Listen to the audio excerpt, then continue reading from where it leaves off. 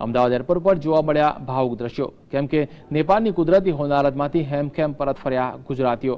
આજે અમદાવાદ એરપોર્ટ પર કાઠમંડુથી 30 જેટલા ગુજરાતી પ્રવાસીઓ પરત ફર્યા છે। નેપાળમાં આવેલા ભૂકંપ બાદ સ્થાનિકોની સાથે પ્રવાસ પર ગયેલા પ્રવાસીઓની સ્થિતિ પણ કથળી ગઈ હતી। તેમણે સગી આંખે ભૂકંપની ભયાનકતા જોઈ છે, જે દ્રશ્યો હજુ પણ તેઓ ભૂલી શકતા નથી। આ દ્રશ્યોને યાદ કરતા આજે પણ તેઓ ભાવુક થઈ ગયા હતા। ભૂકંપ બાદ હેમખેમ અમદાવાદ એરપોર્ટ પર પહોંચેલા ગુજરાતીઓનું તેમના સ્વજનોએ સ્વાગત કર્યું। કુદરતી આફત બાદ ચારે તરફ સર્જાયેલી તારાજીથી પ્રાથમિક સુવિધાઓ પણ કથળી ગઈ છે।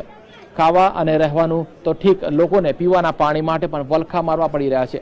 એરપોર્ટ પર આવેલા યાત્રિકોની આંખો પોતાના સ્વજનોને મળીને અશ્રુભીની થઈ ગઈ હતી।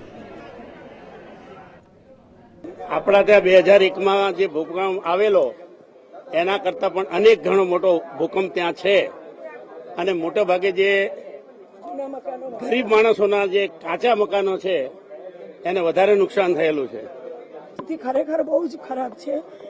આપણને જોવાય પણ નહીં। ત્યાંની પબ્લિક, આખી કાઠમંડુની પબ્લિક, આખી કાઠમંડુ રોડ ઉપર છે અને રાત્રે બી વરસાદ ચાલુ થઈ ગયો એટલે બહાર જે બગીચામાં સૂતા હતા એમના માટે બી વિકટ પરિસ્થિતિ હતી। એક બાજુ ઠંડી, એક બાજુ વરસાદ અને ભૂકંપના આંચકા।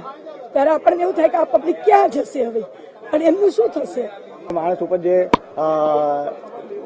शू क्या रोप वे थे उसमें चढ़े थे वो टूट गया था और उसमें से भी कितने लोग पड़ने लगे और इसमें से जो देखा वो भयंकर दृश्य था। हमारे के लिए जो 12 बजे से जो रास्ता में जितने लोग आए थे सभी बाहर थे। जितने घर थे वो पड़ गए थे, लेकिन अमुक लोग लड़ते थे, अमुक लोग तो भगवान की कृपा के बैठे बैठे भजन करते थे।